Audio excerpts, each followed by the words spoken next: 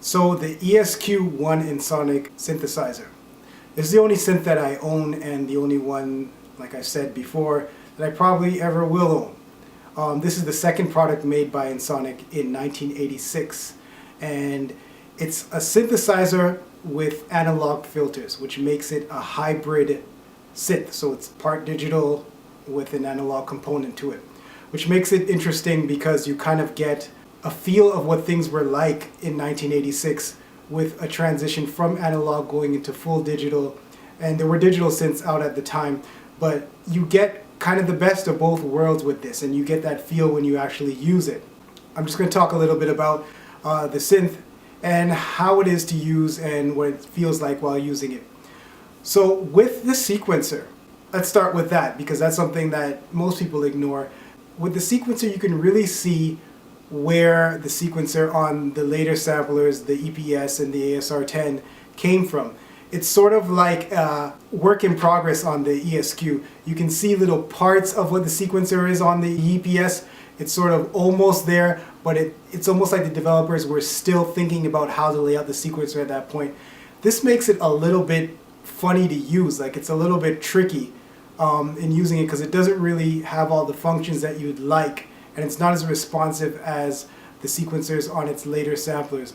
But still, it's good enough to get your ideas out. You can pretty much put together a few songs, and on my other videos that I have of the ESQ, all of it has been done with the internal sequencer.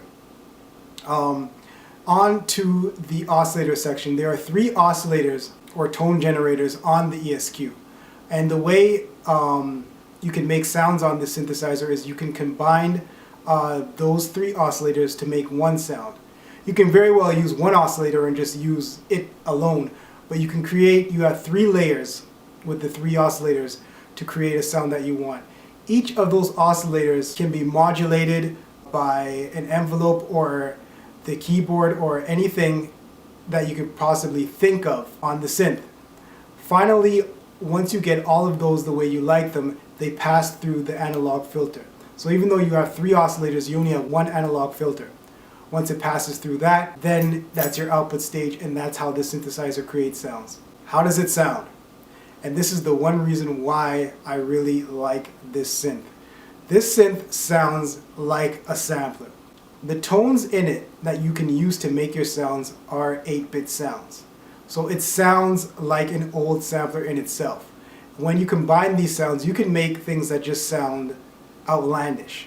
And if you're into clean synths, this is not really the synth for you. Even though you can make it sound crystal clear, it still has a kind of old retro, kind of half digital, kind of half analog sound to it. And that's pretty much the only way that I can describe it. It's an absolute hybrid.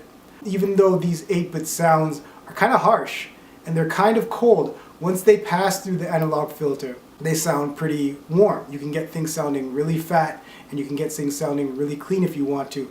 And you've heard a lot of people say that the ESQ is like a jack of all trades. It can do anything. It can sound like anything. And I think that's pretty much true. And I think it's attributed to the fact that it is a hybrid synth. So on to the feel. The keys on this, and I've compared this to every one of my Ensoniq samplers. For some reason, the keys on the ESQ feel a little bit more bouncy. They're the best keys that I've ever felt on an Ensoniq product. They're almost soft in a way, and they really feel like you don't want to take your hands off them when you're playing on it.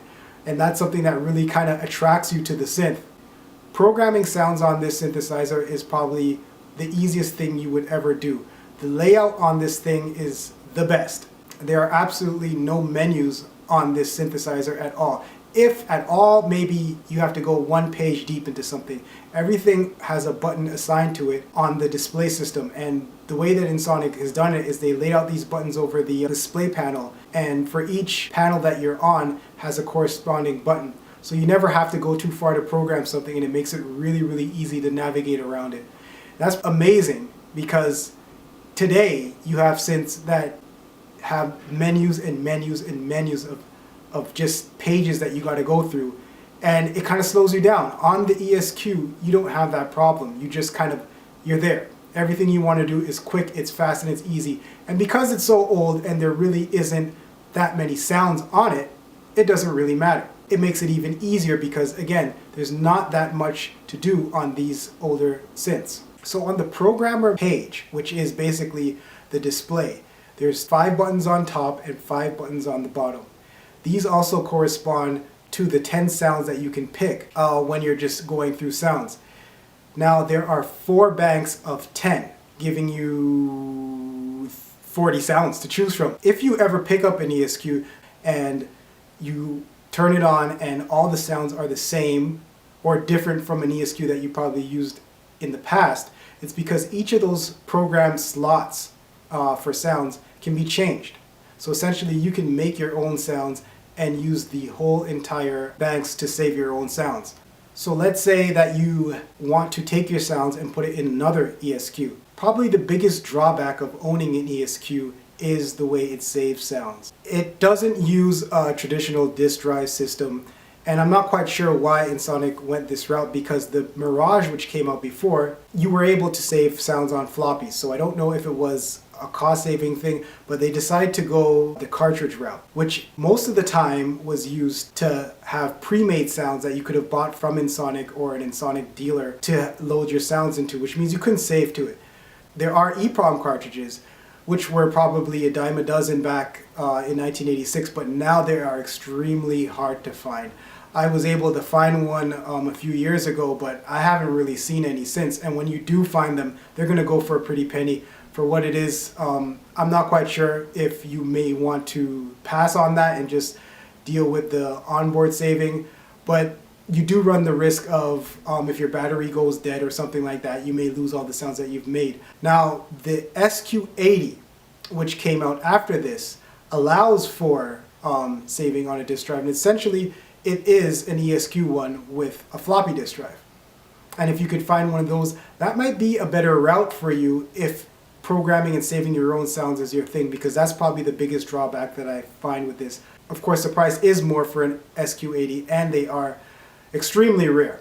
ESQ-1s today are available for as low as $300. I think you will not stand the chance of losing sounds unless the battery goes dead, and you have fair warning before it does go dead.